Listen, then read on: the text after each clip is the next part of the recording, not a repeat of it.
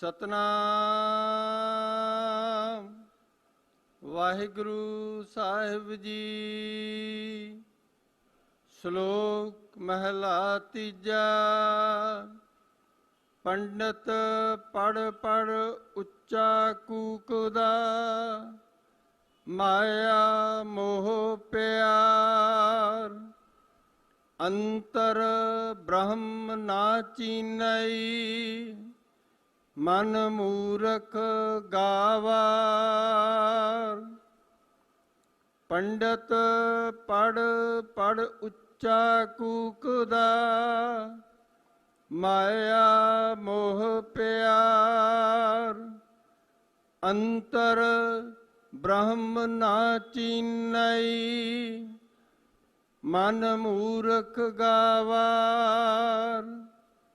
ਦੂਜੈ ਭਾਏ ਜਗਤ ਪਰਬੋਧ ਦਾ, ਨਾ ਬੂਝੈ ਵਿਚਾਰ। ਬਿਰਥਾ ਜਨਮ ਗਵਾਇਆ, ਮਰ ਜੰਮੈ ਵਾਰੋ ਵਾਰ। ਦੂਜੈ ਭਾਏ ਜਗਤ ਪਰਬੋਧ ਦਾ, ਨਾ ਬੂਝੈ ਵਿਚਾਰ। ਬਿਰਥਾ ਜਨਮ ਗਵਾਇਆ, ਮਰ ਜੰਮੈ ਵਾਰੋ ਵਾਰ। ਵਾਹਿਗੁਰੂ ਜੀ ਕਾ ਖਾਲਸਾ, ਵਾਹਿਗੁਰੂ ਜੀ ਕੀ ਫਤਿਹ। ਜੋ ਧੰਨ ਸ੍ਰੀ ਗੁਰੂ ਗ੍ਰੰਥ ਸਾਹਿਬ ਮਹਾਰਾਜ ਜੀ ਦਾ ਪਹਿਲਾ ਰਾਗ ਹੈ, ਉਸ ਦੇ ਵਿੱਚ ਜੋ ਵਾਰ ਹੈ ਮਾਲਕ ਦੀ ਉਚਾਰਨ ਕੀਤੀ ਹੋਈ, ਉਹਦੀ ਵਿਚਾਰ ਪਿਛਲੇਰੇ ਦਿਨਾਂ ਤੋਂ ਆਪ ਜੀ ਸਰਵਣ ਕਰ ਰਹੇ ਹੋ। ਅੱਜ 10ਵੀਂ ਪੌੜੀ ਹੈ, ਜਿਸ ਨਾਲ 2 ਸ਼ਲੋਕ ਅੰਕਿਤ ਹੋਏ ਨੇ, ਔਰ ਦੋਨੇ ਸ਼ਲੋਕ ਤੀਸਰੇ ਗੁਰਦੇਵ ਧੰਨ ਗੁਰੂ ਅਮਰਦਾਸ ਮਹਾਰਾਜ ਜੀ ਦੀ ਮੁਬਾਰਕ ਰਸਨਾ ਤੋਂ ਉਚਾਰਨ ਕੀਤੇ ਹੋਏ। ਤੋ ਸਤਿਗੁਰਾਂ ਨੇ ਗੁਰਬਾਣੀ ਦੇ ਅੰਦਰ ਜਿੱਥੇ ਆਮ ਜਨ ਸਧਾਰਨ ਲੋਕਾਂ ਦੇ ਵਾਸਤੇ ਉਪਦੇਸ਼ ਬਖਸ਼ਿਸ਼ ਕੀਤਾ, ਅਸੀਂ 4 ਖੇਤਰ ਮੰਨਦੇ ਹਾਂ ਜਿਸ ਸਮਾਜ ਜਿਸ ਧਰਤੀ ਤੇ ਅਸੀਂ ਰਹਿੰਦੇ ਹਾਂ। ਉਹਦੇ ਵਿੱਚ ਇੱਕ ਧਾਰਮਿਕ ਖੇਤਰ ਹੈ, ਇੱਕ ਸਮਾਜਿਕ ਖੇਤਰ ਹੈ, ਇੱਕ ਆਰਥਿਕ ਹੈ ਤੇ ਚੌਥਾ ਰਾਜਨੀਤਿਕ ਹੈ। ਔਰ ਇਹਨਾਂ ਚੌਂ ਦੇ ਵਿੱਚ ਮਨੁੱਖ ਦਾ ਜੀਵਨ ਜਿਹੜਾ ਉਹ ਚੱਲਦਾ ਵਿਚਰਦਾ। ਗੁਰਬਾਣੀ ਦੇ ਅੰਦਰ ਮਹਾਰਾਜ ਨੇ ਇਹ ਨਹੀਂ ਆਖਿਆ ਵੀ ਜਿਹੜਾ ਬੰਦਾ ਧਾਰਮਿਕ ਹੈ ਉਹ ਰਾਜਨੀਤਿਕ ਨਹੀਂ ਹੋਣਾ ਚਾਹੀਦਾ। ਬਾਤ ਨੂੰ ਸਮਝਣ ਦਾ ਯਤਨ ਕਰਨਾ, ਕਿਉਂਕਿ ਸਤਿਗੁਰੂ ਤਾਂ ਸੱਚੇ ਪਾਤਸ਼ਾਹ ਸਗੋਂ ਇਹ ਕਹਿੰਦੇ ਆ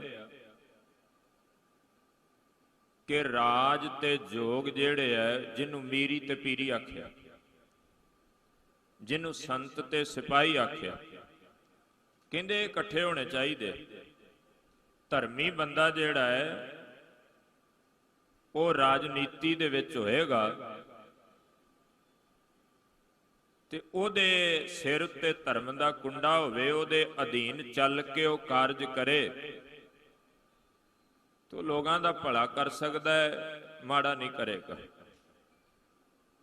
ਜੇ ਭਾਈ ਗੁਰਦਾਸ ਜੀ ਹੋਣਾ ਨੂੰ ਜਾਂ ਗੁਰਬਾਣੀ ਦੇ ਅੰਦਰ ਇਹ ਬਚਨ ਜਿਹੜੇ ਨੇ ਵਰਤੇ ਸਤਿਗੁਰਾਂ ਨੇ ਕਿ ਰਾਜੇ ਪਾਪ ਕਮਾਵੰਦੇ ਉਲਟੀ ਵਾੜ, ਖੇਤ ਕੋ ਖਾਏ। ਇਹ ਉਹ ਲੋਕ ਸਨ ਜਿਨ੍ਹਾਂ ਨੇ ਕੇਵਲ ਰਾਜ ਕੀਤਾ, ਧਰਮ ਦਾ ਨਾਮੋ ਨਿਸ਼ਾਨੀ ਉਹਨਾਂ ਦੇ ਜੀਵਨ ਵਿੱਚ ਨਹੀਂ ਸੀ, ਧਰਮ ਤੋਂ ਹੀਣੇ।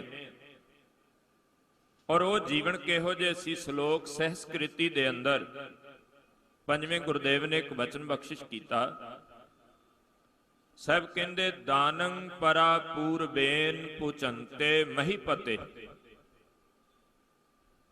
ਪੁਰਾਤਨ ਕੀਤੇ ਹੋਏ ਕਾਰਜ ਦੇ ਅਨੁਸਾਰ ਇਸ ਸੰਸਾਰ ਦੇ ਵਿੱਚ ਇਸ ਧਰਤੀ ਤੇ ਜਨਮ ਮਿਲਿਆ ਤੇ ਰਾਜ ਭਾਗ ਦੀ ਪ੍ਰਾਪਤੀ ਹੋ ਗਈ, ਚੰਗਾ ਜੀਵਨ ਮਿਲ ਗਿਆ। ਪਰ ਕਹਿੰਦੇ ਕਿਸੇ ਬੰਦੇ ਦਾ ਸਰੀਰ ਵੀ ਠੀਕ ਹੋਵੇ ਤੇ ਉਹਦੇ ਕੋਲੇ ਕੋਈ ਰੁਤਬਾ, ਉਹਦੇ ਕੋਲੇ ਕੋਈ ਪਦਵੀ ਵੀ ਹੋਵੇ ਤੇ ਉਹ ਇਨਸਾਨ ਦੀ ਬੁੱਧ ਟਿਕਾਣੇ ਰਹਿ ਸਕੇ, ਬੜੀ ਔਖੀ ਬਾਤ ਹੈ। ਇਹ ਮਹਾਰਾਜ ਨੇ ਗੁਰਬਾਣੀ ਅੰਦਰ ਇਹ ਬਚਨ ਲਿਖਿਆ, ਵਿਪਰੀਤ ਬੁੱਧਿਆਂ, ਮਤ ਵਿਪਰੀਤ ਹੋ ਗਈ, ਉਲਟੀ ਹੋ ਗਈ, ਪੁੱਠੀ ਹੋ ਗਈ। ਤਾਕਤ ਪਾ ਕੇ, ਸ਼ਕਤੀ ਪਾ ਕੇ ਤੇ ਕੀ ਕਰਦਾ ਉਹਦੇ ਨਾਲ? ਮਾਰਤ ਲੋਕੈ, ਸੰਸਾਰ ਦੇ ਉੱਤੇ ਜ਼ੁਲਮ ਕਰਦਾ, ਜ਼ੁਲਮ ਵਾਲੇ ਪਾਸੇ ਤੁਰ ਪਿਆ। ਲੋਕਾਂ ਦੀ ਸੇਵਾ ਕਰਨੀ ਸੀ, ਲੋਕਾਂ ਦੀ ਔਖ ਨੂੰ ਸੌਖ ਵਿੱਚ ਬਦਲਣਾ ਸੀ, ਕਿਸੇ ਦੇ ਕਾਰਜ ਆਉਣਾ ਸੀ, ਲੇਕਿਨ ਨਹੀਂ, ਉਹਦੇ ਉਲਟ ਹੋ ਗਿਆ। ਤੇ ਮਹਾਰਾਜ ਕਹਿੰਦੇ ਫਿਰ ਹੋਏਗਾ ਕਿ ਨਾਨਕ ਚਿਰੰਕਾਲ ਦੁੱਖ ਭੋਗਤੇ। ਪਰ ਉੱਚਾ ਕੂਕਦਾ ਮਾਇਆ ਮੋਹ ਪਿਆਰ, ਉਹਦਾ ਪਿਆਰ ਮਾਇਆ ਦੇ ਮੋਹ ਵਿੱਚ ਹੈ। ਟਾਰਗੇਟ ਉਹਦਾ ਕੇਂਦਰ ਜਿਹੜਾ ਅੰਦਰ ਲੱਗੀ ਹੋਈ ਹੈ ਨਾ ਬਾਤ, ਜਿਹਨੂੰ ਸਾਹਿਬ ਨੇ ਵਾਰਾਂ ਤੇ ਵਧੀਕ ਵਿੱਚ ਵੀ ਆਖਿਆ, ਮਾਇਆ ਮਨੋ ਨਾ ਵਿਸਰੈ ਮੰਗੈ ਦਮਾ ਦਮ, ਸੋ ਪ੍ਰਭ ਚਿਤ ਨਾ ਆਵਈ ਨਾਨਕ ਨਹੀਂ ਕਰਮ। ਕਹਿੰਦੇ ਇਹ ਧਿਆਨ ਇਧਰਲੇ ਪਾਸੇ ਹੋ ਗਿਆ। ਤੇ ਸਾਹਿਬ ਅਗਲਾ ਬਚਨ ਜਿਹੜਾ ਕਹਿੰਦੇ ਨੇ ਉਹ ਉੱਚਾ ਕੂਕ ਰਿਹਾ ਹੈ, ਗਾ ਰਿਹਾ ਹੈ। ਭਗਤ ਪਰਮਾਨੰਦ ਜੀ ਹੋਣਾ ਦਾ ਇੱਕ ਸ਼ਬਦ ਹੈ। ਭਗਤ ਰਾਮਾਨੰਦ ਜੀ ਹੋਣਾ ਨੇ ਇਹ ਗੁਰਬਾਣੀ ਦੇ ਅੰਦਰ ਬਚਨ ਬਖਸ਼ਿਸ਼ ਕੀਤਾ। ਉਹ ਕਹਿੰਦੇ ਨੇ, ਤੈ ਨਰ ਕਿਆ ਕੁਰਾਨ ਸੁਣ ਕੀਨਾ, ਅਨ ਪਾਵਣੀ ਭਗਤ ਨਹੀਂ ਉਪਜੀ, ਭੂਖੇ ਦਾਨ ਨਾ ਦੀਨਾ, ਕਾਮ ਨਾ ਬਿਸਰਿਓ, ਕ੍ਰੋਧ ਨਾ ਬਿਸਰਿਓ, ਲੋਭ ਨਾ ਛੂਟਿਓ ਦੇਵਾ, ਪਰ ਨਿੰਦਾ ਮੁਖ ਤੇ ਨਹੀਂ ਛੂਟੀ, ਨਿਫਲ ਭਈ ਸਭ ਕੁਝ ਨਿਫਲ ਹੋ ਕੇ ਰਹਿ ਗਿਆ। ਕਿਉਂਕਿ ਤੂੰ ਜੀਵਨ ਵਿੱਚੋਂ ਜੋ ਕਮਾਉਣਾ ਸੀ, ਅਵਰ ਉਪਦੇਸੈ ਆਪ ਨਾ ਕਰੈ, ਆਵਤ ਜਾਵਤ ਜਨਮੈ। ਕਹਿੰਦੇ ਇਹ ਜੀਵਨ ਹੈ। ਲੋਕਾਂ ਨੂੰ ਤਾਂ ਕੂਕ ਕੂਕ ਕੇ ਕਹਿ ਰਿਹਾ ਹੈ ਵੀ ਭਾਈ ਧਰਮ ਕਮਾਉਣਾ ਹੈ, ਜੀਵਨ ਕਮਾਉਣਾ, ਪਰ ਤੇਰੇ ਅੰਦਰ ਦੀ ਕਹਾਣੀ ਕੁਝ ਹੋਰ ਕਹਿੰਦੀ ਹੈ। ਅੰਤਰ ਬ੍ਰਹਮ ਨ ਚੀਨੈ, ਮਨ ਮੂਰਖ ਗਵਾਰ। ਤੇਰੇ ਅੰਦਰ ਰੱਬ ਵਸਦਾ, ਇਹ ਹਰ ਇੱਕ ਦੇ ਵਿੱਚ ਅੰਦਰ ਬ੍ਰਹਮ ਹੈ ਤੇ ਤਾਂ ਕਰਕੇ ਸਰੀਰ ਕਿਰਿਆ ਕਰ ਰਿਹਾ ਹੈ। ਸੁਖਮਣੀ ਸਾਹਿਬ ਵਿੱਚ ਪੜ੍ਹਦੇ ਹਾਂ, ਜੇ ਪ੍ਰਸਾਦ ਸੁਨੈ ਕਰਨ ਨਾਦ, ਜੇ ਪ੍ਰਸਾਦ ਪੇਖੈ ਬਿਸਮਾਦ, ਜੇ ਪ੍ਰਸਾਦ ਬੋਲੇ ਅੰਮ੍ਰਿਤ ਰਸ। ਇਹ ਜਿੰਨੇ ਅੰਗਾਂ ਦੀ ਗੱਲ ਕੀਤੀ ਕਦੋਂ ਕੰਮ ਕਰਦੇ ਨੇ? ਜਦੋਂ ਅੰਦਰ ਬ੍ਰਹਮ ਹੈ, ਉਹਦੀ ਜੋਤ ਹੈ।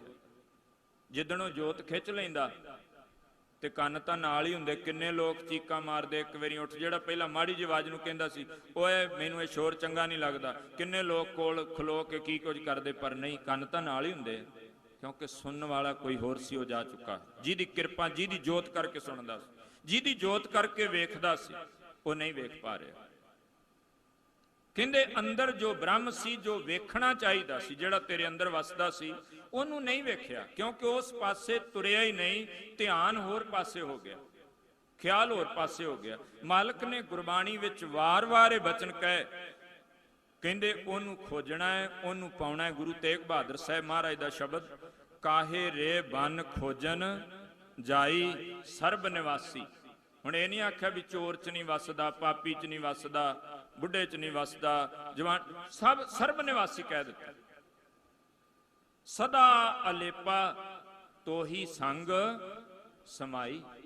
ਉਦਾਹਰਨ ਦਿੱਤੀ ਕਿਵੇਂ ਵਸਦਾ ਹੈ। ਪੋਹ ਮਦ ਫੁੱਲ ਦੇ ਵਿੱਚ ਜਿਉਂ ਬਾਸ ਵਸਦਾ, ਜਿਵੇਂ ਸੁਗੰਧੀ ਹੈ।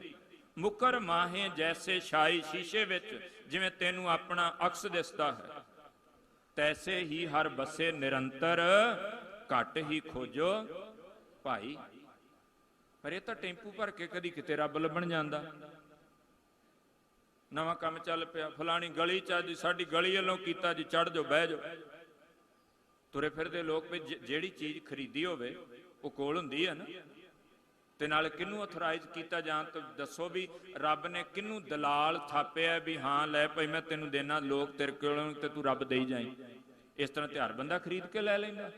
ਜੇ ਰੱਬ ਬਾਹਰੋਂ ਪ੍ਰਾਪਤ ਹੁੰਦਾ ਹੁੰਦਾ ਹਰ ਬੰਦਾ ਪਕੜ ਲੈਂਦਾ। ਮਹਾਰਾਜ ਕਹਿੰਦੇ ਤੇਰੇ ਉਹ ਅੰਦਰ ਹੈ, ਲੇਕਿਨ ਕਹਿੰਦੇ ਅੰਤਰ ਅੰਦਰ ਆਪਣੇ ਬ੍ਰਹਮ ਨਾ ਚੀਨਈ। ਚੀਨਈ ਦਾ ਅਰਥ ਹੁੰਦਾ ਪਹਿਚਾਨਣਾ। ਹੈ ਅੰਦਰ ਹੈ ਲੇਕਿਨ ਪਛਾਣ ਨਹੀਂ ਬਣੀ ਉਹਦੇ ਨਾਲ, ਇੱਕੋ ਹੀ ਥਾਂ ਤੇ ਵਸਦੇ। ਮਹਾਰਾਜ ਨੇ ਗੁਰਬਾਣੀ ਅੰਦਰ ਇਹ ਬਚਨ ਕਹੇ, ਕਹਿੰਦੇ ਐਡੀ ਬਦਕਿਸਮਤੀ ਹੈ, ਇੱਕੋ ਘਰ ਵਿੱਚ ਰਹਿੰਦਿਆਂ ਕਦੀ ਕਲਾਮ ਤੱਕ ਸਾਂਝਾ ਨਹੀਂ ਹੋਇਆ। ਏਕਾ ਸੰਗਤ ਇਕਤ ਗ੍ਰਹਿ ਬਸਤੇ, ਮਿਲ ਬਾਤ ਨਾ ਕਰਤੇ ਪਾਈ। ਏਕ ਸੇਜ ਪੈ ਮਿਲਣ ਦੁਹੇਰਾ, ਇੱਕੋ ਹੀ ਸੇਜ ਤੇ। ਪਰ ਕਹਿੰਦੇ ਹੋਇਆ ਕੀ ਹੈ, ਕਹਿੰਦੇ ਧਨ ਜਿਹੜੀ ਹੈ ਨਾ ਇਹ ਜੀਵਾਤਮਾ,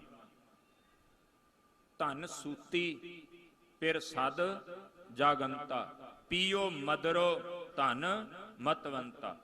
ਫਿਰ ਕਹਿੰਦੇ ਧਨ ਜਾਗੈ ਜੇ ਪਿਰ ਬੋਲੰਤਾ। ਜਿਹਨੂੰ ਸੋਹਲਾ ਸਾਹਿਬ ਵਿੱਚ ਆਖਿਆ, ਜਿਸੈ ਜਗਾਏ ਪੀ ਆਵੇ ਇਹੋ ਰਸ, ਅਕਥ ਕਥਾ ਤਿੰਨ ਜਾਨੀ। ਜਿਨ੍ਹਾਂ ਨੂੰ ਜਗਾਉਂਦਾ, ਜਿਨ੍ਹਾਂ ਦੇ ਅੰਦਰ ਨੂੰ ਉਹ ਮਾਲਕ ਜਾਗ ਲਾ ਦਿੰਦਾ, ਕਿਰਪਾ ਕਰ ਦਿੰਦਾ। ਸਾਹਿਬ ਕਹਿੰਦੇ ਇੱਧਰ ਕੀ ਹੋਇਆ, ਅੰਤਰ ਬ੍ਰਹਮ ਨਾ ਚੀਨਈ, ਮਨ ਮੂਰਖ ਗਾਵਾਰ। ਇਸੇ ਕਰਕੇ ਲੋਕਾਂ ਦੇ ਲਈ ਤੇ ਵਿਦਵਾਨ ਹੈ, ਲੋਕਾਂ ਦੇ ਲਈ ਤੇ ਬੜਾ ਸਿਆਣਾ ਹੈ, ਧਰਮ ਕਰਮ ਕਰਵਾਉਣ ਵਾਲਾ ਹੈ, ਪਰ ਕਹਿੰਦੇ ਮਨ ਕਰਕੇ ਮੂਰਖ ਹੈ, ਕਮਲਾ ਹੈ। ਜਿਹਨੇ ਘਰ ਹੁੰਦੀ ਵਸਤ ਨੂੰ ਨਹੀਂ ਸਮਝਿਆ, ਨਹੀਂ ਲੱਭਿਆ, ਤੇ ਜਗਤ ਕਰਦਾ ਕੀ ਹੈ। ਇਸਲਾਮ ਦੇ ਵਿੱਚ ਇੱਕੋ ਔਰਤ ਹੋਈ ਜਿਹਦਾ ਨਾਮ ਅਸੀਂ ਜਦੋਂ ਪੜ੍ਹਦੇ ਹਾਂ ਨਾ, ਉਹਦਾ ਨਾਮ ਰਾਬੀਆ ਕਰਕੇ ਆਉਂਦਾ, ਬੜੇ ਸਤਿਕਾਰ ਨਾਲ ਲਿਆ ਜਾਂਦਾ। ਇਸਲਾਮ ਦੇ ਸੂਫੀ ਮਤ ਨੂੰ ਪੜ੍ਹੋਗੇ ਜਦ ਤੁਸੀਂ, ਉਹ ਨਾ ਰਾਤ ਦਾ ਟਾਈਮ ਸੀ ਤੇ ਜਿਵੇਂ ਆ ਸਟਰੀਟ ਲਾਈਟਾਂ ਲੱਗੀਆਂ ਹੁੰਦੀਆਂ ਨਾ, ਉਹ ਪੁਰਾਣਾ ਸਮਾਂ ਸੀ, ਉਦੋਂ ਮਸ਼ਾਲਾਂ ਜਗਦੀਆਂ ਸਨ ਚੌਂਕਾਂ ਦੇ ਵਿੱਚ, ਗਲੀਆਂ ਤੇ ਮਸ਼ਾਲਾਂ ਟੰਗੀਆਂ ਹੁੰਦੀਆਂ ਸਨ, ਤੇ ਉਹ ਖਾਸ ਥਾਵਾਂ ਤੇ ਜਗਾ ਦਿੰਦੇ, ਚਾਨਣ ਹੁੰਦਾ ਸੀ ਲੋਕਾਂ ਦੀ ਦਿੱਕਤ ਦੂਰ ਕਰਨ ਲਈ। ਉਹ ਉੱਥੇ ਨਾ ਕੁਝ ਲੱਭੇ ਪਈ ਤੇ ਬੜੀ ਸਤਿਕਾਰਤ ਹਸਤੀ ਸੀ। ਇੱਕ ਸੱਜਣ ਕੋਲੋਂ ਲੰਘਿਆ, ਉਹਨੇ ਆਖਿਆ ਮਾਂ ਕੀ ਲੱਭਣੀ ਹੈ? ਉਹ ਆਂਦੀ ਮੇਰੀ ਸੂਈ ਗਵਾਚ ਗਈ। ਉਹਨੇ ਆਖਿਆ ਮੈਨੂੰ ਦੱਸ, ਮੈਂ ਤੇਰੀ ਹੈਲਪ ਕਰਦਾ। ਉਹ ਵੀ ਲੱਭਣ ਲੱਗ ਪਿਆ, ਇੱਥੇ ਟੋ ਉੱਥੇ ਟੋ। ਦੂਸਰਾ ਬੰਦਾ ਇੱਕ ਹੋਰ ਆ ਗਿਆ, ਉਹਨੇ ਆਖਿਆ ਕੀ? ਉਹਨੇ ਆਖਿਆ, ਉਹ ਵੀ ਲੱਭਣ ਲੱਗ ਪਿਆ। ਚੌਥਾ, ਪੰਜਵਾਂ, ਕਿੰਨੇ ਹੀ ਲੋਕ ਜੁੜ ਗਏ। ਉਹਨਾਂ ਸਾਰਾ ਘੱਟਾ ਛਾਣ ਮਾਰਿਆ, ਪਰ ਕਿਤੇ ਨਾ। ਉਹ ਵਿੱਚੋਂ ਦੋ ਚਾਰ ਮੁੜ ਕੇ ਪੁੱਛਦੇ, ਮਾਂ ਇਹ ਦੱਸ ਵੀ ਸੂਈ ਡਿੱਗੀ ਕਿੱਥੇ ਸੀ, ਗਵਾਚੀ ਕਿੱਥੇ ਹੈ? ਆਂਦੀ ਗਵਾਚੀ ਤਾਂ ਘਰੇ ਸੀ, ਵਿਹੜੇ 'ਚ। ਉਹ ਸਾਰੇ ਮੱਥੇ ਤੇ ਹੱਥ ਮਾਰ ਕੇ ਆਂਦੇ ਵੀ ਮਾਂ ਐਡੀ ਸਿਆਣੀ, ਤੂੰ ਐਡੀ ਦਾਨੀ, ਕਿਵੇਂ ਦੇ ਕੰਮ ਕਰਦੀ ਆ? ਜਿਹੜੀ ਚੀਜ਼ ਘਰ ਗਵਾਚੀ ਉਹ ਗਲੀ 'ਚ ਕਿਵੇਂ ਲੱਭ ਜਾਏਗੀ, ਬਾਹਰ ਕਿਵੇਂ ਲੱਭ ਜਾਏਗੀ? ਡਿੱਗੀ ਘਰ ਹੈ, ਲੱਭਦੀ ਬਾਹਰ ਫਿਰਦੀ ਆ। ਉਹਨੇ ਆਖਿਆ ਮੈਂ ਇਕੱਲੀ ਨਹੀਂ ਕਰ ਰਹੀ, ਸਾਰਾ ਜਗਤ ਹੀ ਇਹ ਕੰਮ ਕਰ ਰਿਹਾ ਹੈ। ਸਾਰੀ ਦੁਨੀਆ, ਕੁੱਲ ਆਲਮ ਇਹੋ ਜਿਹੇ ਕੰਮ ਵਿੱਚ ਲੱਗਾ ਹੋਇਆ, ਮੂਰਖਤਾਪੁਣਾ। ਕਹਿੰਦੇ ਉਹ ਕਿਵੇਂ? ਕਹਿੰਦੇ ਮਾਲਕ ਅੰਦਰ ਹੈ, ਅੱਲਾਹ ਅੰਦਰ ਹੈ, ਪਰਮੇਸ਼ਰ ਅੰਦਰ ਹੈ, ਬ੍ਰਹਮ ਅੰਦਰ ਹੈ, ਪਰ ਲੋਕ ਬਾਹਰ ਖੋਜਦੇ ਫਿਰਦੇ ਆ। ਫਲਾਣੀ ਥਾਂ ਤੇ ਰੱਬ ਵਿਖਾ ਦਿੰਦਾ ਜੀ, ਫਲਾਣੀ ਥਾਂ ਤੇ ਰੱਬ ਮਿਲਾ ਦਿੰਦਾ ਜੀ, ਫਲਾਣੀ ਥਾਂ ਤੇ ਬ੍ਰਹਮ ਗਿਆਨੀ ਬਣਾ ਦਿੰਦਾ। ਬ੍ਰਹਮ ਗਿਆਨੀ ਬਣਾਏ ਨਹੀਂ ਜਾਂਦੇ, ਕੋਈ ਫੈਕਟਰੀਆਂ ਥੋੜੀ ਲੱਗਦੀਆਂ ਨੇ। ਇਹ ਤੇ ਗੁਰੂ ਰਹਿਮਤ ਕਰਦਾ ਹੈ, ਕਮਾਈ ਆਪ ਕਰਨੀ ਪੈਂਦੀ। ਸਾਡਾ ਕੰਮ ਪਤਾ ਕੀ ਹੋ ਗਿਆ, ਅੱਜ ਕੱਲ ਇੱਕ ਸਿਸਟਮ ਜਿਹਾ ਆ ਗਿਆ ਵੀ ਸਭ ਕੁਝ ਰੈਡੀਮੇਡ। ਅਰਥ ਦੇ ਤੁਸੀਂ ਜਾਣਦੇ ਵੀ ਬਣਿਆ ਬਣਾਇਆ ਚੀਜ਼ ਜਿਹੜੀ ਉਹ ਵਸਤੂ ਪ੍ਰਾਪਤ ਹੋ ਜਾਏ, ਤੇ ਉਹੀ ਸਾਡਾ ਕੰਮ ਹੋ ਗਿਆ। ਅਸੀਂ ਵੀ ਹੁਣ ਰੱਬ ਜਿਹੜਾ ਹੈ ਉਹ ਇਹੋ ਹੀ ਸਮਝਦੇ ਆਂ ਵੀ ਆਪ ਨਾ ਤੇ ਨਿਤਨੇਮ ਕਰਨਾ ਪਵੇ, ਨਾ ਅੰਮ੍ਰਿਤ ਵੇਲੇ ਕੁਝ ਨਾ ਕਰਨਾ ਪਵੇ, ਬਸ ਐਵੇਂ ਕਿਤੋਂ ਖਰੀਦਿਆ ਮਿਲ ਜਾਏ ਤੇ ਬੜੀ ਵਧੀਆ ਗੱਲ। ਕਰੇ ਨਾ, ਆਪ ਨਾ ਕੁਛ ਵੀ ਕਰਨਾ ਪਏ, ਇਹੋ ਜੀ ਬਿਰਤੀ ਹੋ ਗਈ। ਮਾਲਕ ਵੀ ਕਹਿੰਦੇ ਨੇ ਅੰਦਰ ਉਹ ਬ੍ਰਹਮ ਹੈ, ਅੰਤਰ ਬ੍ਰਹਮ ਨਾ ਚੀਨਈ, ਮਨ ਮੂਰਖ ਗਾਵਾਰ। ਮਨ ਕਰਕੇ ਮੂਰਖ ਹੈ, ਗਵਾਰ ਨਾ ਸਮਝ, ਜਿਹਨੇ ਘਰ ਹੁੰਦੀ ਵਸਤੂ ਨੂੰ ਨਹੀਂ ਜਾਣਨਾ ਕੀਤਾ। ਦੂਜੈ ਭਾਏ ਜਗਤ ਪਰ ਬੋਧ ਦਾ, ਨਾ ਬੂਝੈ ਵਿਚਾਰ।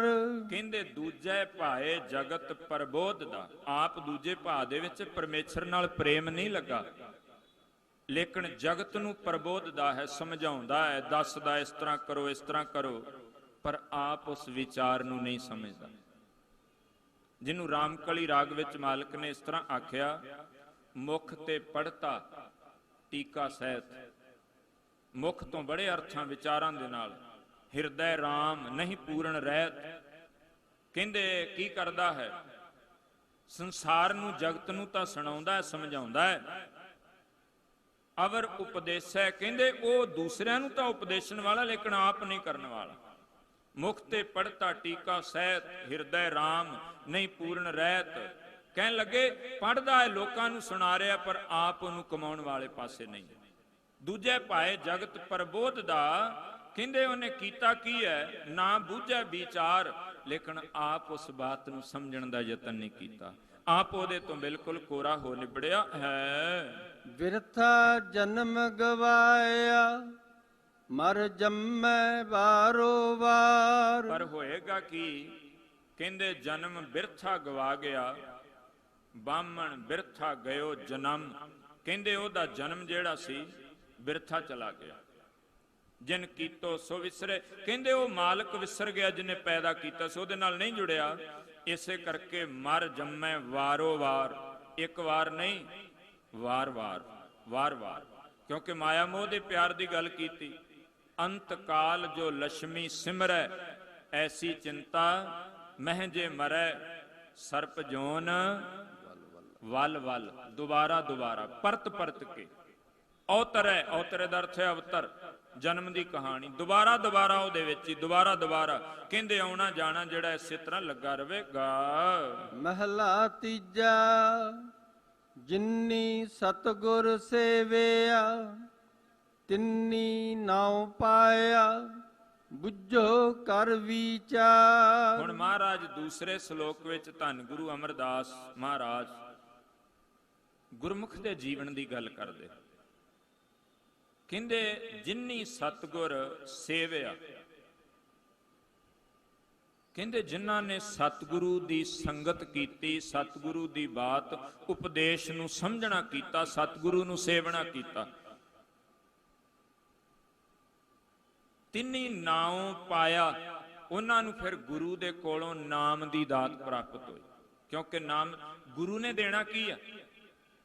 ਆਪਾਂ ਜਿੰਨਾ ਥਾਵਾਂ ਤੇ ਸਰੀਰ ਜਿਹੜੇ ਗੁਰੂ ਨੂੰ ਛੱਡ ਕੇ ਜੁੜੇ ਆ, ਉੱਥੇ ਵੇਖੋ ਕੋਈ ਲਾਚੀਆਂ ਦੇਣ ਵਾਲਾ, ਕੋਈ ਧਾਗੇ ਦੇਣ ਵਾਲਾ, ਕੋਈ ਹੋਰ ਮਿੱਟੀ ਦੇਣ ਵਾਲਾ, ਕੋਈ ਪਤਾ ਨਹੀਂ ਕੀ ਕੀ ਕੁਝ ਦੇਈ ਜਾਂਦੇ ਆ, ਵੱਖਰੀ। ਆਪਾਂ ਇਸ ਪਾਸੇ ਨਹੀਂ। ਪਰ ਗੁਰੂ ਦੇ ਕੋਲੇ ਜਿੱਦਣ ਵੀ ਆਵਾਂਗੇ, ਮਹਾਰਾਜ ਮੈਨੂੰ ਆਹ ਦੁੱਖ, ਮਹਾਰਾਜ ਕਹਿਣਗੇ ਨਾਮ ਜਪ। ਮੇਰੀ ਆਹ ਕਹਾਣੀ, ਸਾਹਿਬ ਕਹਿੰਦੇ ਕਿ ਆਰਾਧਨਾ ਕਰ, ਮੇਰਾ ਆਹ ਕੁਝ। ਕਿਉਂਕਿ ਗੁਰੂ ਦੇ ਘਰ ਦੇ ਵਿੱਚੋਂ ਕੇਵਲ ਨਾਨਕ ਕਹਿ ਘਰ ਕੇਵਲ ਨਾਮ। ਇੱਥੇ ਕੋਈ ਦੂਸਰੀ ਬਾਤ ਨਹੀਂ ਹੋਣੀ। ਮਾਲਕ ਨੇ ਇਹਨਾਂ ਕਾਰਜਾਂ ਵਿੱਚ ਨਹੀਂ ਪਾਇਆ ਵੀ ਆ ਧਾਗਾ ਬੰਨ ਲਾਓ, ਕਰ ਲਾ ਕਰ ਲਾ। ਗੁਰੂ ਦੇ ਕੋਲ ਕੇਵਲ ਨਾਮ। ਸਾਹਿਬ ਕਹਿੰਦੇ ਕਿਉਂਕਿ ਸਰਬ ਰੋਗ ਕਾ ਔਖਦ ਨਾਮ। ਸਭ ਤੇਰੀਆਂ ਮਰਜ਼ਾਂ, ਸਭ ਤੇਰੀਆਂ ਬਿਮਾਰੀਆਂ, ਰੋਗਾਂ ਦੀ ਇੱਕੋ ਇੱਕ ਦਵਾ ਹੈ, ਉਹਦਾ ਇੱਕੋ ਇੱਕ ਦਾਰੂ ਹੈ, ਉਹ ਪਰਮੇਸ਼ਰ ਦਾ ਨਾਮ ਹੈ। ਔਰ ਜਿੱਥੋਂ ਤੱਕ ਮਰਜ਼ੀ ਘੁੰਮ ਲਈ, ਮੈਂ ਤੈਨੂੰ ਇਹ ਗੱਲ ਡੰਕੇ ਦੀ ਚੋਟ ਤੇ ਕਹਿਣਾ ਕਿ ਡਿੱਠਾ ਸਭ ਸੰਸਾਰ ਸੁਖ ਨਾ ਨਾਮ ਬਿਨ। ਇਹ ਨਹੀਂ ਸੁਖ ਹੋ ਸਕਦਾ। ਕਹਿੰਦੇ ਗੁਰੂ ਦੇ ਕੋਲ ਫਿਰ ਜਿਨ੍ਹਾਂ ਨੇ ਸਤਿਗੁਰੂ ਨੂੰ ਸੇਵਿਆ, ਤਿੰਨੀ ਨਾਉ ਪਾਇਆ, ਉਹਨਾਂ ਨੂੰ ਨਾਮ ਦੀ ਪ੍ਰਾਪਤੀ ਹੋਈ। ਬੁੱਝੋ ਕਰ ਵਿਚਾਰ, ਕਹਿੰਦੇ ਉਹਨਾਂ ਨੇ ਇਹ ਵਿਚਾਰ ਕੀਤੀ। ਬੁੱਝਿਆ, ਬੁੱਝਣ ਦਾ ਅਰਥ ਹੁੰਦਾ ਸਮਝਣਾ।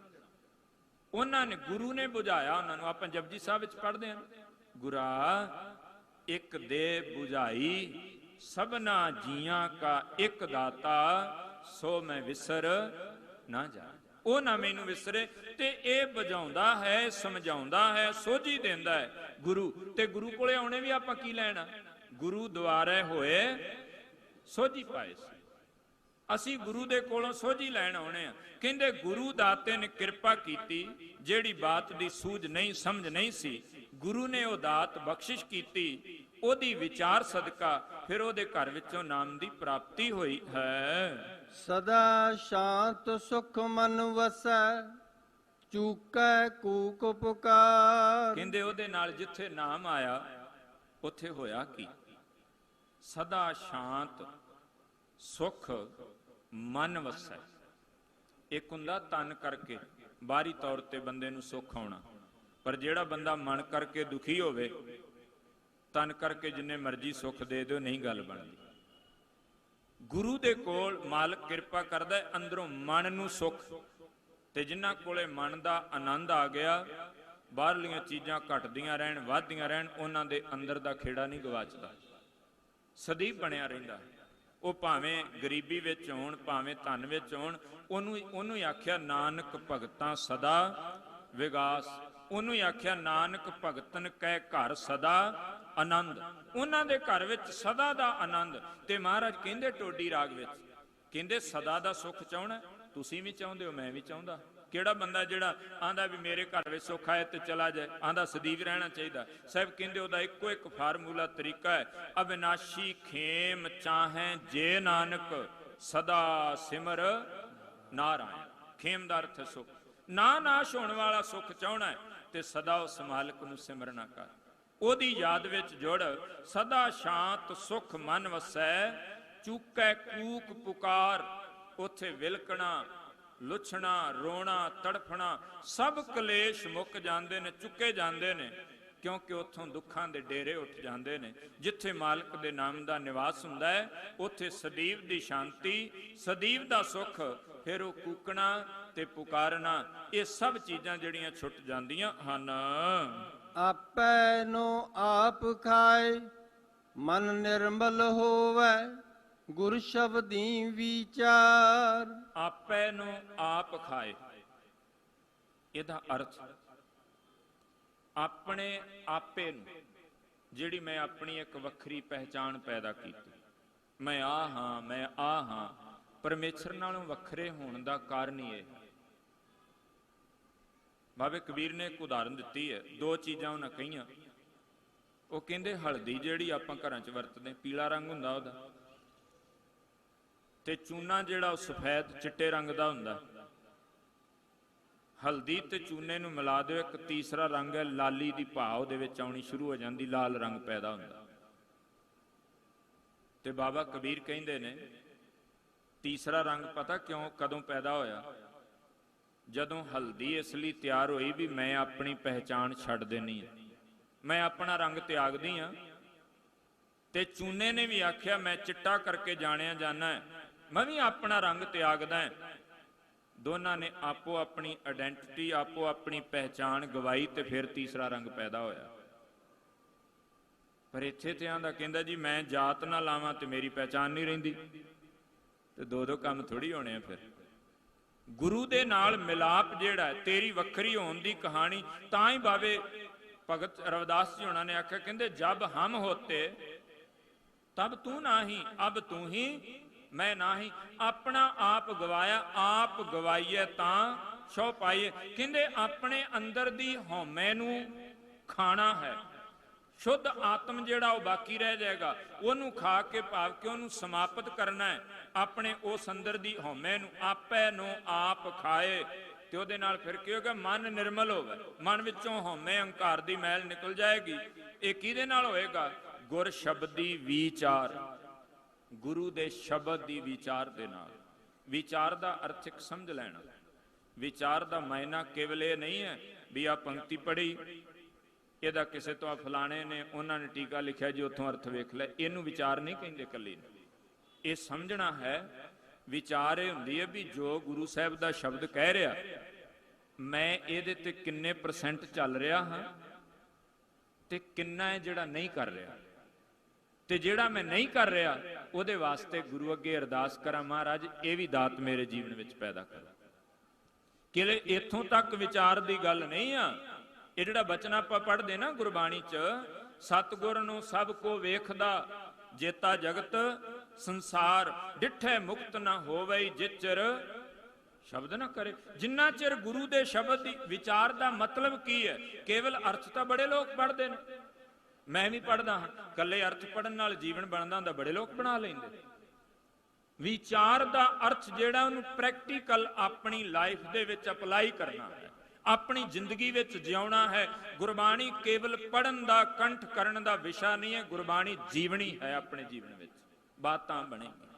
ਮਹਾਰਾਜ ਕਹਿੰਦੇ ਇਹਨੂੰ ਜੀਵਣਾ ਹੈ ਆਪਣੇ ਜੀਵਨ ਦੇ ਵਿੱਚ ਸ਼ਬਦ ਨੂੰ। ਤਾਂ ਹੀ ਆਖਿਆ ਮਨ ਨਿਰਮਲ ਹੋਵੇ, ਮੈਲ ਲੱਥ ਜਾਏਗੀ। ਕਦੋਂ? ਗੁਰ ਸ਼ਬਦੀ ਵਿਚਾਰ, ਗੁਰੂ ਦੇ ਸ਼ਬਦ ਨੂੰ ਵਿਚਾਰ ਕੇ ਜਿਹੜੇ ਜਿਹੜੇ ਪਾਸੇ ਮਾਲਕ ਤੋਰਦਾ ਤੂੰ ਉੱਤੇ ਤੁਰਨਾ ਕਰ। ਨਾਨਕ ਸ਼ਬਦ ਰਤੇ ਸੇ ਮੁਕਤ ਹੈ, ਹਰ ਜੀਉ ਹੇਤ ਪਿਆਰ। ਕਹਿੰਦੇ ਫਿਰ ਜਿਹੜੇ ਸ਼ਬਦ ਦੇ ਨਾਲ ਰੱਤੇ ਨੇ, ਮਹਾਰਾਜ ਆਪਣੇ ਆਪ ਨੂੰ ਸੰਬੋਧਨ ਕਰਦਿਆਂ ਸਤਿਗੁਰੂ ਕਹਿੰਦੇ ਨੇ ਜਿਹੜੇ ਸ਼ਬਦ ਨਾਲ ਰੱਤੇ ਰੰਗੇ ਹੋਏ ਨੇ ਸੇ ਮੁਕਤ ਹੈ। ਤੇ ਮੁਕਤ ਮਰਨ ਤੋਂ ਬਾਅਦ ਦੀ ਬਾਤ ਨਹੀਂ ਹੈ।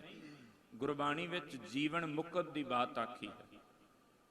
ਬੇਣੀ ਕਹੈ ਸੁਣੋ ਰੇ ਭਗਤੋ ਮਰਨ ਮੁਕਤ ਕਿਨ ਪਾਈ। ਭਗਤ ਬੇਣੀ ਜੀ ਕਹਿੰਦੇ ਮਰ ਕੇ ਜਿਹੜਾ ਬੰਦਾ ਜਿਉਂਦੇ ਜੀ ਨਹੀਂ ਮੁਕਤ ਹੋ ਸਕਿਆ, ਇੱਥੇ ਮਰਨ ਤੋਂ ਬਾਅਦ ਮੁਕਤੀ ਦੀਆਂ ਬਾਤਾਂ ਨਹੀਂ ਕਈ ਲੋਕ ਕਰਾਉਂਦੇ ਫਿਰਦੇ ਆ। ਸਾਡੇ ਜੀ ਫਲਾਣਾ ਰਾਤ ਸੁਪਨੇ 'ਚ ਆ ਗਿਆ, ਉਹ ਮੁਕਤ ਨਹੀਂ ਜੀ ਹੋਇਆ, ਫਿਰ ਉਹ ਹੋਰ ਚੱਕਰਾਂ 'ਚ ਪੈ ਜਾਂਦੇ, ਪਤਾ ਨਹੀਂ ਕਿਹੜੇ ਕਿਹੜੇ ਕੰਮਾਂ 'ਚ, ਕਿਉਂਕਿ ਸਮਾਂ ਨਹੀਂ ਜਾਤ ਦਿੰਦਾ, ਬਾਤ ਲੰਬੀ, ਬੜੇ ਬੜੇ ਇਹੋ ਜਿਹੇ ਵਿਸ਼ੇ ਵੇਖੇ, ਨਹੀਂ ਜੀ ਉਹ ਮੁਕਤ ਨਹੀਂ ਹੋਇਆ, ਕੁਝ ਨਹੀਂ ਹੋਇਆ। ਸਾਹਿਬ ਕਹਿੰਦੇ ਇੱਥੇ ਜਿਉਂਦੇ ਜੀ ਮੁਕਤ ਉਹ ਜੀਵਨ ਹੋ ਗਿਆ ਸ਼ਬਦ ਦੇ ਨਾਲ ਜਿਹੜਾ ਰਤਿਆ ਗਿਆ, ਵਿਕਾਰਾਂ ਵੱਲੋਂ, ਔਗਣਾਂ ਵੱਲੋਂ, ਨਸ਼ਿਆਂ ਵੱਲੋਂ, ਮਾੜੇ ਕਰਮਾਂ ਵੱਲੋਂ, ਉਹ ਜੰਮਣ ਮਰਨ ਸਭ ਕੁਝ ਤੋਂ ਕਹਿੰਦੇ ਹਰ ਜੀਓ ਹੇਤ ਪਿਆਰ। ਤੇ ਹਰੀ ਪਰਮੇਸ਼ਰ ਵਾਹਿਗੁਰੂ ਜੀਓ ਦੇ ਨਾਲ ਉਹਦਾ ਹਿੱਤ ਹੋ ਗਿਆ, ਪਿਆਰ ਹੋ ਗਿਆ, ਉਹਦੇ ਨਾਲ ਪ੍ਰੇਮ ਉਸ ਮਾਲਕ ਦੇ ਨਾਲ ਉਹਦਾ ਬਣ ਗਿਆ ਹੈ। ਪੌੜੀ ਹਰ ਕੀ ਸੇਵਾ ਸਫਲ ਹੈ, ਗੁਰਮੁਖ ਪਾਵੈ ਥਾਇ। ਕਹਿੰਦੇ ਹਰੀ ਦੀ ਸੇਵਾ ਸਫਲ ਹੈ ਜਦੋਂ ਅਸੀਂ ਕਰਦੇ ਹਾਂ। ਗੁਰਬਾਣੀ ਚ ਪੜ੍ਹਦੇ ਹਾਂ ਆਪਾਂ, ਸਤਿਗੁਰ ਕੀ ਸੇਵਾ ਸਫਲ ਹੈ, ਪਰ ਨਾਲ ਕਿਹਾ ਜੇ ਕੋ ਕਰੇ ਚਿਤ ਲਾਏ। ਜਦੋਂ ਕੋਈ ਚਿੱਤ ਲਾ ਕੇ ਕਰਦਾ ਹੈ, ਚਿੱਤ ਲਾਉਣ ਦਾ ਮਤਲਬ ਕੀ ਹੈ? ਮੈਂ ਇਹ ਬੇਨਤੀ ਜ਼ਰੂਰ ਕਰਾਂ, ਇਹ ਨਹੀਂ ਇੱਧਰ ਭਾਂਡਾ ਫੜਿਆ ਬਾਟੀ ਮਾਂਜੀ ਜਾਂਦੇ ਲੰਗਰ ਦੀ, ਫਲਾਣੀ ਨੇ ਵੇਖਿਆ ਸੂਟ ਕਿਵੇਂ ਦਾ ਪਾਇਆ, ਉਹ ਫਲਾਣਾ ਤੁਰਦਾ ਵੇਖਿਆ ਕਿਵੇਂ, ਉਹ ਪਤਾ ਕੀ ਕਰਦਾ, ਬਾਹਰੋਂ ਭਾਂਡੇ ਮਾਂਜੀ ਜਾਂਦੇ ਆ, ਅੰਦਰੋਂ ਲੋਕਾਂ ਦੀ ਮੈਲ ਧੋਈ ਜਾਂਦੇ ਆ। ਚਿੱਤ ਕਿੱਥੇ ਹੈ? ਚੁਗਲੀ ਨਿੰਦਿਆ ਵਿੱਚ ਇਹੋ ਕੰਮ ਹੁੰਦਾ। ਬਾਹਰ ਜੋੜਾ ਪਕੜਿਆ ਹੱਥ ਵਿੱਚ, ਦੇ ਤੇਰੇ ਦੀ ਲੈ, ਤੇਰੇ ਦੀ ਬੁਰਸ਼, ਹੋ ਰਹੀ ਪਾਲਿਸ਼, ਚੰਗੀ ਗੱਲ ਸੇਵਾ ਕਰਨੀ, ਪਰ ਦੂਸਰੇ ਨੂੰ ਮੋਢਾ ਮਾਰ ਕੇ ਨਾਲ ਫਿਰ ਥੋੜੀ ਦੇਰ ਪਤਾ ਨਹੀਂ ਸੁਰਤ ਕਿਹੋ ਜੀ ਹੈ, ਫਲਾਣੀ ਨੇ ਵੇਖੇ ਕੀ ਕੀਤਾ, ਟਮਕਾਣੀ ਫਿਰ ਨਾਲ ਇੰਜ ਕਰਨਾ, ਥੋੜੀ ਦੇਰ ਬਾਅਦ ਕਰ ਵੀ ਪਤਾ ਨਹੀਂ ਸੁਰਤ ਇਹੋ ਜਿਹਾ ਸਵਿਚ ਹੈ, ਮਿੰਟ ਲਾਉਂਦੇ ਆਫ ਕਰਕੇ ਇੱਧਰ ਲਾ ਲੈਂਦੇ, ਮਿੰਟ ਕਰਦੇ ਆਨ ਕਰਕੇ ਗੁਰੂ ਨਾਲ ਜੋੜ ਲੈਂਦੇ ਆ। ਸੁਰਤ ਕੋਈ ਬਿਜਲੀ ਦਾ ਸਵਿਚ ਨਹੀਂ ਹੈ, ਇਹ ਤਾਂ ਬੇਸ ਬਣਦਾ, ਕਿਤੇ ਪਾਪੀ ਮੰਨਦੇ ਪਿਘਲਣ ਲੱਗਿਆ ਜਨਮ ਲੱਗ ਜਾਂਦੇ ਆ। ਤੇ ਜਦੋਂ ਅਸੀਂ ਉਹਦੇ ਵਿੱਚੋਂ ਵੀ ਟਾਈਮ ਆਂਦੇ ਵੀ ਇੱਧਰ ਵਾਲਾ ਵੀ ਕੱਢਣਾ, ਬਹੁਤੀ ਵੀ ਗੱਲ ਕਰਨੀ, ਨਹੀਂ, ਇੱਥੇ ਨਹੀਂ ਬਾਤ ਬਣਦੀ। ਚਿੱਤ ਲਾਏ ਦਾ ਅਰਥ ਹੈ ਸੇਵਾ ਕਰ ਰਹੇ ਆ, ਚਿੱਤ ਉਸ ਮਾਲਕ ਦੀ ਯਾਦ ਵਿੱਚ ਹੋਵੇ, ਇਬਾਦਤ ਵਿੱਚ ਹੋਵੇ, ਫਿਰ ਇਹ ਰਹਿਮਤਾਂ। ਕਹਿੰਦੇ ਹਰ ਕੀ ਸੇਵਾ ਸਫਲ ਹੈ, ਗੁਰਮੁਖ ਪਾਵੇ ਥਾਏ। ਜਿਹੜਾ ਗੁਰੂ ਦੇ ਅਨੁਸਾਰੀ ਹੋ ਕੇ, ਇਹ ਨਹੀਂ ਹੈ ਵੀ ਬਾਹਰ ਸੇਵਾ ਤਾਂ ਕਰ ਰਿਹਾ, ਗੁਰੂ ਦੀ ਦਿੱਤੀ ਮੱਤ ਜੀਵਨ ਵਿੱਚ ਨਹੀਂ ਹੈ। ਬਹੁਤ ਨੌਜਵਾਨਾਂ ਦੇ ਅੰਦਰ ਅਸੀਂ ਜਦੋਂ ਵੇਖਦੇ ਪਿੰਡਾਂ ਨਗਰਾਂ ਵਿੱਚ ਬੜੇ ਉਤਸ਼ਾਹ ਤਾਂ ਹੁੰਦਾ ਹੈ, ਕੋਈ ਦਿਹਾੜਾ ਆਉਂਦਾ, ਕੇਸਰੀ ਉੱਤੇ ਪਰਨੇ ਵੀ ਬੰਨ ਲੈਂਦੇ, ਦਸਤਾਰਾਂ ਵੀ ਸਜਾ ਲੈਂਦੇ, ਪਰ ਐ ਪਹਿਲਾਂ ਸਜਾਉਣ ਤੋਂ ਪਹਿਲਾਂ ਰਗੜ ਕੇ ਕੇਸਾਂ ਦੀ ਬੇਅਦਬੀ ਕਰਦੇ ਨੇ। ਹੁਣ ਉਹ ਸੇਵਾ ਵੀ ਕਰਦੇ, ਤੁਸੀਂ ਵੇਖੋ ਲੰਗਰ ਲੱਗਦੇ, ਛਕਾਉਂਦੇ, ਜਿਹੋ ਜਿਹੇ ਕਾਰਜ ਕਰਦੇ, ਪਰ ਮੱਤ ਨਹੀਂ ਗੁਰੂ ਦੀ ਗ੍ਰਹਿਣ ਕੀਤੀ, ਉਸ ਅਨੁਸਾਰ ਹੀ ਨਹੀਂ ਹੈ। ਅੰਦਰ ਪ੍ਰੇਮ ਜਿਹੜਾ ਉਹ ਜਾਗੇਗਾ। ਮਹਾਰਾਜ ਕਹਿੰਦੇ ਉਹਦੇ ਤੋਂ ਬਗੈਰ ਗੁਰਮੁਖ ਪਾਵੇ ਥਾਏ। ਗੁਰਮੁਖ ਹੋ ਕੇ, ਗੁਰੂ ਦੇ ਅਨੁਸਾਰੀ ਹੋ ਕੇ, ਉਹਦੇ ਹੁਕਮ ਨੂੰ ਮੰਨ ਕੇ ਸੇਵਾ ਤਾਂ ਬਹੁਤ ਲੋਕ ਕਰਦੇ ਆ, ਪਰ ਹਰ ਇੱਕ ਦੀ ਥਾਂ ਨਹੀਂ ਪੈਂਦੀ। ਥਾਂ ਉਹਦੀ ਪੈਂਦੀ ਹੈ ਜਿਹੜਾ ਗੁਰੂ ਦੇ ਅਨੁਸਾਰੀ ਹੁੰਦਾ ਹੈ। ਜਿਸ ਹਰ ਭਾਵੈ ਤਿਸ ਗੁਰ ਮਿਲੈ, ਸੋ ਹਰ ਨਾਮ ਧਿਆਏ। ਕਹਿੰਦੇ ਜਿਸ ਜਿਹੜਾ ਗੁਰੂ ਨੂੰ ਭਾ ਜਾਏ, ਜਿਹੜਾ ਹਰੀ ਨੂੰ ਭਾਉਂਦਾ, ਪਰਮੇਸ਼ਰ ਨੂੰ ਪਹਿਲਾਂ ਚੰਗਾ ਲੱਗਦਾ, ਉਹਨੂੰ ਪੂਰੇ ਗੁਰੂ ਦਾ ਮਿਲਾਪ ਹੁੰਦਾ, ਤਿਸ ਗੁਰ ਮਿਲੈ, ਤੇ ਫਿਰ ਉਹਦੇ ਉੱਤੇ ਰਹਿਮਤ ਹੁੰਦੀ, ਉਹ ਹਰੀ ਦਾ ਨਾਮ ਤੇ ਆਉਂਦਾ। ਇਹ ਦੋ ਪੰਕਤੀਆਂ ਆਉਣਗੀਆਂ ਅਗਲੀ ਪੰਕਤੀ ਵਿੱਚ, ਫਿਰ ਨਾਲ ਜਿਹੜਾ ਉਹ ਬਖਸ਼ਿਸ਼ ਕਰਨਗੇ।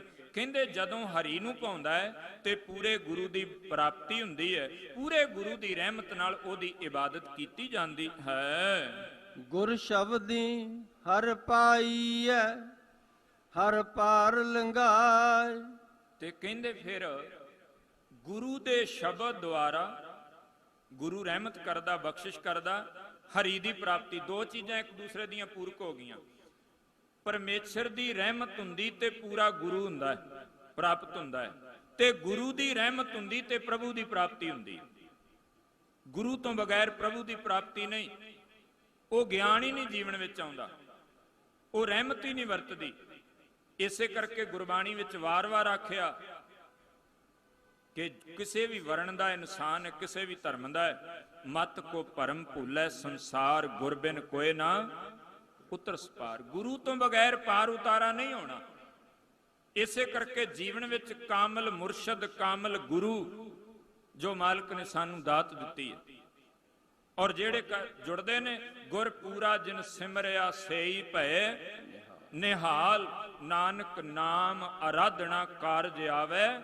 ਉਹਨਾਂ ਦੇ ਜੀਵਨ ਦਾ ਕਾਰਜ ਰਾਸ ਹੋ ਜਾਂਦਾ, ਨਿਹਾਲ ਹੋ ਜਾਂਦੇ। ਪੂਰੇ ਗੁਰੂ ਨਾਲ ਜੀਵਨ ਜੁੜਿਆ, ਮਾਲਕ ਨੇ ਬਖਸ਼ਿਸ਼ ਕਰ ਦਿੱਤੀ। ਕਹਿੰਦੇ ਗੁਰ ਸ਼ਬਦੀ ਹਰ ਪਾਈਐ, ਹਰ ਪਾਰ ਲੰਘਾਏ। ਗੁਰੂ ਦੇ ਸ਼ਬਦ ਦੁਆਰ ਦੋਹਰਾ ਪੜ੍ਹਦੇ ਆਪਾਂ। ਪਹਿਲਾਂ ਉਹਨੂੰ ਪ੍ਰਾਚੀਨ ਪੰਥ ਪ੍ਰਕਾਸ਼ ਵਿੱਚ ਰਤਨ ਸਿੰਘ ਭੰਗੂ ਹੋਣਾ ਲਿਖਿਆ, ਫਿਰ ਗਿਆਨੀ ਗਿਆਨ ਸਿੰਘ ਹੋਣਾ ਨਵੀਨ ਪੰਥ ਪ੍ਰਕਾਸ਼ 'ਚ ਲਿਖਿਆ, ਜਿਹੜਾ ਆਪਾਂ ਅਰਦਾਸ ਤੋਂ ਬਾਅਦ ਪੜ੍ਹਦੇ ਹਾਂ। ਦਸਮ ਪਾਤਸ਼ਾਹ ਮਹਾਰਾਜ ਦੇ ਬੋਲਾਂ ਨੂੰ, ਸਿੱਖਿਆ ਨੂੰ ਸਾਹਮਣੇ ਕੀਤਾ ਗਿਆ। ਉੱਥੇ ਵੀ ਇਹ ਬਚਨ ਆਇਆ, ਜੋ ਪ੍ਰਭ ਕੋ ਮਿਲਬੋ ਚਹੈ ਕੀ ਕਰੇ, ਖੋਜ ਸ਼ਬਦ ਮੈਂ ਲੈ। ਕਹਿੰਦੇ ਉਹ ਗੁਰੂ ਦੇ ਸ਼ਬਦ ਵਿੱਚੋਂ, ਸ਼ਬਦ ਦੇ ਵਿੱਚੋਂ ਖੋਜਣਾ ਕਰੇ। ਸ਼ਬਦ ਦੇ ਰਾਹੀਂ ਉਹ ਰਹਿਮਤ, ਉਹ ਬਖਸ਼ਿਸ਼ ਤੈਨੂੰ ਤਾਂ ਹੀ ਦਾਤ ਦਿੱਤੀ ਹੈ। ਸ਼ਬਦ ਗੁਰ ਪੀਰਾ ਗੈਰ ਗੰਭੀਰਾ, ਬਿਨ ਸ਼ਬਦ ਹੈ ਜਗ, ਸ਼ਬਦ ਤੋਂ ਬਗੈਰ ਜਗਤ ਕਮਲਾ ਹੈ। ਮਨ ਹਠ ਕਿਨੇ ਨਾ ਪਾਇਓ, ਪੁੱਛੋ ਵੇਦਾਂ ਜਾ। ਕਹਿੰਦੇ ਮਨ ਹੱਠ, ਆਪਣੇ ਮਨ ਦਾ ਹੱਠ ਕਰਕੇ ਅਬ ਜਿਹੜੇ ਸੰਸਾਰ ਦੇ ਵਿੱਚ ਜੀ ਪੁੱਠੇ ਲਟਕਦੇ, ਜਲ ਧਾਰੇ ਕਰਦੇ, 40 ਦਿਨ ਭੁੱਖੇ ਰਹਿ ਜਾਓ, ਇੰਨੇ ਦਿਨ ਆਹ ਕਰ ਲਓ, ਆਹ ਕਰ ਲਓ, ਇਹ ਮਨ ਹੱਠ ਹੈ। ਗੁਰਬਾਣੀ ਵਿੱਚ ਹੱਠ ਯੋਗ ਦੀ ਕਿਤੇ ਥਾਂ ਨਹੀਂ, ਪ੍ਰੇਮਾ ਭਗਤੀ ਦੀ ਗੱਲ ਹੈ। ਤਾਂ ਹੀ ਮਹਾਰਾਜ ਕਲਗੀਧਰ ਸਾਹਿਬ ਕਹਿੰਦੇ ਜਿਨ ਪ੍ਰੇਮ ਕੀਓ ਤਿਨ ਹੀ। ਇਹਨੂੰ ਵਾਰਾਂ ਤੇ ਵਧੇਕ ਵਿੱਚ ਆਖਿਆ, ਪੰਥਾ ਪ੍ਰੇਮ ਨ ਜਾਣੇ ਭੂਲੀ ਫਿਰੈ। ਕਹਿੰਦੇ ਪ੍ਰੇਮ ਨਾਲ ਪ੍ਰਾਪਤ ਹੋਏਗਾ। ਮਨ ਹੱਠ ਕਿਨੇ ਨ ਪਾਇਓ, ਪੁੱਛੋ ਵੇਦਾਂ ਜਾਏ। ਧਾਰਮਿਕ ਜਿਹੜਾ ਉਹ ਗ੍ਰੰਥਾਂ ਦੀ ਵਿਚਾਰ ਉਹਨਾਂ ਤੋਂ ਜਾ ਕੇ ਪੁੱਛ ਲਓ। ਕੇਵਲ ਤਨ ਨੂੰ ਦੁੱਖ ਦਿੱਤਿਆਂ ਆਪਣੇ ਮਨ ਦਾ 8 ਮਹੀਨੇ ਦਿਨ ਰੋਟੀ ਨਹੀਂ ਖਾਣੀ, ਮੈਂ ਇੰਨੇ ਦਿਨ ਕਿਸੇ ਨਾਲ ਬੋਲਣਾ ਨਹੀਂ, ਇਹ ਤਾਂ ਮਹਾਰਾਜ ਨੇ ਤੈਆਂ ਲਾ ਕੇ ਰੱਖ ਦਿੱਤੀਆਂ। ਪਹਿਲੀ ਪੌੜੀ ਪੜ੍ਹ ਲਓ ਜਪਜੀ ਸਾਹਿਬ ਦੀ, ਤਾਂ ਮਹਾਰਾਜ ਕਹਿੰਦੇ ਸੋਚੈ ਸੋਚਣਾ ਹੋਵੇ, ਜੇ ਸੋਚੀ। ਇੱਥੇ ਸੋਚੇ ਦਾ ਅਰਥ ਹੈ ਨਹਾਉਣਾ, ਇਸ਼ਨਾਨ, ਪਵਿੱਤਰਤਾ। ਆ ਜਿਹੜੇ ਦਿਹਾੜੀ 4-4 ਵਾਰੀ ਸਰੀਰ ਹੀ ਮਲੀ ਜਾਂਦੇ ਆ। ਹੁਣ ਕੰਮ ਧੰਦੇ ਵਾਲਾ ਬੰਦਾ ਕਿੱਥੋਂ ਇਹੋ ਜਿਹਾ ਕੁਝ ਕਰ ਲਓ। ਮਹਾਰਾਜ ਕਹਿੰਦੇ ਇਹਦੇ ਨਾਲ ਨਹੀਂ ਸੋਚੋ ਹੋਣੀ। ਚੁੱਪੈ ਚੁੱਪ ਨਾ ਜ਼ੁਬਾਨ ਦਿੱਤੀ ਹੈ ਮਹਾਰਾਜ ਨੇ ਬੋਲਣ ਵਾਸਤੇ, ਇਸ਼ਾਰਿਆਂ ਨਾਲ ਸਮਝਾਉਂਦੇ ਆ। ਨਹੀਂ ਜੀ ਇਹਨਾਂ ਨੇ ਮੌਨ ਵਰਤ ਰੱਖਿਆ, ਉਹ ਭਲਿਆ ਜ਼ੁਬਾਨ ਦਿੱਤੀ ਮਹਾਰਾਜ। ਜਦੋਂ ਮੈਂ ਹੱਥ ਕੀਤਾ ਚੀਜ਼ ਐ ਤੇ ਅੰਦਰ ਤਾਂ ਬੋਲ ਹੀ ਰਿਹਾ ਨਾ, ਤਾਂ ਹੀ ਬਾਹਰ ਇਸ਼ਾਰਾ ਹੋਇਆ। ਤੇ ਕੇਵਲ ਇਹਦੀ ਕਸਰ ਰਹਿ ਗਈ। ਮਹਾਰਾਜ ਕਹਿੰਦੇ ਤੈਨੂੰ ਜ਼ੁਬਾਨ ਬੋਲਣ ਵਾਸਤੇ ਜਬ ਲਗ ਦੁਨੀਆ ਰਹੀ ਹੈ, ਨਾਨਕ ਕੇ ਸੁਣੀਐ। ਤੇ ਤੂੰ ਤਾਂ ਇਹ ਸੁੱਖਾ ਮੰਗਦਾ ਵੀ ਇਹਦੇ ਨਾਲ ਜ਼ੁਬਾਨ ਨਾ ਦਿੰਦਾ, ਗੁੰਗਾ ਹੁੰਦਾ ਤੂੰ। ਖੈਰ ਮਾਲਕ ਕਹਿੰਦੇ ਨੇ ਇਹੋ ਜਿਹੇ ਮਨ ਹੱਠ ਨਾਲ ਨਹੀਂ, ਤੁਸੀਂ ਧਾਰਮਿਕ ਗ੍ਰੰਥਾਂ ਤੋਂ ਵੀ ਪੁੱਛਣਾ ਕਰੋ। ਨਾਨਕ ਹਰ ਕੀ ਸੇਵਾ ਸੋ ਕਰੇ, ਜਿਸ ਲਏ ਹਰ ਲਾਏ। ਕਹਿੰਦੇ ਹਰੀ ਦੀ ਸੇਵਾ ਉਹ ਕਰਦਾ। ਅਖੀਰ ਗੱਲ ਹਰ ਇੱਕ ਬਾਤ ਗੁਰਬਾਣੀ ਵਿੱਚ ਅੰਤ ਨੂੰ ਕਿਰਪਾ ਤੇ ਆ ਕੇ ਨਿਬੜਨੀ ਹੈ, ਯਾਦ ਰੱਖਣਾ। ਜਦੋਂ ਵੀ ਬਾਤ ਆਏਗੀ ਅਖੀਰ ਉਹ ਕਿਉਂ ਆ ਵੀ ਕਿਤੇ ਜਦੋਂ ਮੈਂ ਆਖਾਂਗਾ ਨਾ ਮੈਂ ਕੁਝ ਕਰਦਾ, ਸਾਹਿਬ ਕਹਿੰਦੇ ਹੰਕਾਰੀ ਹੋ ਜਾਏਗਾ। ਤੇ ਹੰਕਾਰ ਸਭ ਨਾਲੋਂ ਵੱਡਾ ਦੁਸ਼ਮਣ ਹੈ। ਜਾਬੇ ਜਾਣੇ ਮੈਂ ਕਿਛ ਕਰਤਾ, ਤਬਲਾ ਗਰਭ ਜੋਨ ਮੈਂ ਫਿਰਤਾ। ਉਹ ਕਦੀ ਨਹੀਂ ਕਹਿੰਦਾ, ਉਹ ਕਹਿੰਦਾ ਜੀ ਤੁਹਾਡਾ ਏਡਾ ਸੋਹਣਾ ਜੀਵਨ ਬਣ ਗਿਆ, ਤੁਸੀਂ ਇੰਨੇ ਮਿੱਠੇ ਬੋਲਦੇ ਹੋ, ਤੁਹਾਡੀ ਸੁਰਤ ਐ ਹੋ ਗਿਆ ਹੋਗੀ। ਉਹ ਜਿਹੜਾ ਇਹੋ ਜਿਹੀਆਂ ਗੱਲਾਂ, ਲੈ ਜੀ ਹੋਣੀ ਕਿਉਂ ਨਹੀਂ ਸੀ, ਮੈਂ 2:30 ਵਜੇ ਉੱਠਦਾ, ਮੈਂ ਆਹ ਕਰਦਾ, ਮੈਂ ਉਹ ਕਰਦਾ, ਕੁਛ ਨਹੀਂ ਹੋਇਆ। ਗੁਰਮੁਖ ਜੀ ਦੇ ਅੰਦਰ ਰਹਿਮਤ ਵਰਤੀ, ਉਹ ਕਹਿੰਦਾ ਜੀ ਮੈਂ ਕੁਝ ਕਰਨ ਜੋਗਾ ਨਹੀਂ, ਗੁਰੂ ਉਦਮ ਦਿੰਦਾ ਹੈ, ਗੁਰੂ ਕਰਵਾ ਲੈਂਦਾ ਹੈ। ਤੇ ਆਪਾਂ ਇਹ ਸਰੀਰ ਕਰਦਾ, ਮੈਂ ਨਹੀਂ ਕੁਝ। ਨਾ ਕਬੀਰ ਨਾ ਹਮ ਕੀਆ, ਨਾ ਕਰਾਂਗੇ ਨਾ ਕਰ ਸਕੈ। ਇਹ ਨਾ ਆਖਿਆ ਕਰੀਏ ਸਿੱਖੀ ਮੈਂ ਨਿਭਾਈ, ਰਹਿਤ ਮੈਂ ਨਿਭਾਈ, ਨਹੀਂ। ਗੁਰੂ ਬਹੁਤ ਲੋਕ ਹੈ, ਮੈਂ ਜੀ ਅੰਮ੍ਰਿਤਾ ਨਹੀਂ ਛਕਦਾ, ਮੇਰੇ ਤੋਂ ਨਿਭਾਇਆ ਨਹੀਂ ਜਾਣਾ। ਉਹ ਕਮਲਿਆ, ਤੂੰ ਨਿਭਾ ਵੀ ਨਹੀਂ ਸਕਦਾ। ਨਿਭਾਉਣਾ ਤੇ ਗੁਰੂ ਨੇ ਹੈ, ਨਿਭਦਾ ਹੀ ਉਹਨਾਂ ਦਾ ਜਿਨ੍ਹਾਂ ਦਾ ਗੁਰੂ ਨਿਭਾਉਂਦਾ ਹੈ। ਮੈਂ ਤੂੰ ਅੰਮ੍ਰਿਤ ਸੰਭਾਲਿਆ ਨਹੀਂ, ਕਮਲਿਆ ਤੂੰ ਥੋੜੀ ਸੰਭਾਲਣਾ ਹੈ, ਅੰਮ੍ਰਿਤ ਨੇ ਤੈਨੂੰ ਸੰਭਾਲਣਾ ਹੈ। ਤੂੰ ਕੌਣ ਹੁੰਨਾ ਸੰਭਾਲਣ ਵਾਲਾ? ਤੂੰ ਗੁਰੂ ਨੂੰ ਨਹੀਂ, ਤੂੰ ਸਿੱਖੀ ਨੂੰ ਸੰਭਾਲਣ ਵਾਲਾ ਨਹੀਂ। ਸਿੱਖੀ ਨੇ ਤੈਨੂੰ ਸੰਭਾਲਣਾ, ਤੇਰੇ ਪਰਿਵਾਰ ਨੂੰ ਸੰਭਾਲਣਾ ਹੈ। ਇਸੇ ਕਰਕੇ ਗੁਰੂ ਅੱਗੇ ਅਰਦਾਸ ਕਰੀਏ, ਦਾਤਾ ਮੈਂ ਨਹੀਂ ਕੁਝ ਕਰਨ ਜੋਗਾ, ਤੂੰ ਕਿਰਪਾ ਕਰੇ। ਸਿੱਖੀ ਤਾਂ ਨਿਭਦੀ ਹੈ, ਜੀਵਨ ਤਾਂ ਨਿਭਦੇ ਨੇ, ਨੇਮ ਤਾਂ ਨਿਭਦੇ ਨੇ। ਐਸੀ ਗੁਰੂ ਰਹਿਮਤ ਕਰ ਦੇਵੇ। ਮਹਾਰਾਜ ਕਹਿੰਦੇ ਨੇ ਉਹ ਦਾਤਾ ਬਖਸ਼ਿਸ਼ ਕਰਦਾ ਹੈ। ਨਾਨਕ ਹਰ ਕੀ ਸੇਵਾ ਸੋ ਕਰੇ, ਜਿਸ ਲਏ ਹਰ ਲਾਏ। ਜਿਹਨੂੰ ਹਰੀ ਆਪ ਲਾਉਂਦਾ, ਮੁਕਤ ਭੁਗਤ ਜੁਗਤ ਤੇਰੀ ਸੇਵਾ, ਜਿਸ ਤੂੰ ਆਪ ਕਰਾਂ ਹੈ। ਗੁਰੂ ਕਿਰਪਾ ਕਰੇ। ਸਾਡੇ ਤੋਂ ਵੀ ਮਾਲਕ ਆਪਣੇ ਸ਼ਬਦ ਨਾਲ ਜੋੜ ਕੇ ਜਿੰਨਾ ਚਿਰ ਇਹ ਸਰੀਰ ਹੈ, ਦਾਤਾ ਇਹੋ ਜੀ ਸੇਵਾ, ਐਸੀ ਰਹਿਮਤ ਸਾਡੇ ਜੀਵਨ ਵਿੱਚ ਵਰਤਾ ਦੇ। ਆਓ ਪੌੜੀ ਦੀਆਂ ਅਖੀਰਲੀਆਂ ਪੰਕਤੀਆਂ ਜਿਹੜੀਆਂ ਨੇ ਉਹਨਾਂ ਨੂੰ ਪੜ੍ਹ ਕੇ ਸੰਪੰਨਤਾ ਕਰੀਏ ਜੀ। ਮਨ ਹਠ ਕਿਲੇ ਨਾ ਪਾਇਓ, ਪੁੱਛੋ ਵੇਦਾਂ ਜਾਏ। ਨਾਨਕ ਹਰਿ ਕੀ ਸੇਵਾ ਸੋ ਕਰੇ, ਜਿਸ ਲਏ ਹਰਿ ਲਾਏ। ਵਾਹਿਗੁਰੂ ਜੀ ਕਾ ਖਾਲਸਾ, ਵਾਹਿਗੁਰੂ ਜੀ ਕੀ ਫਤਿਹ।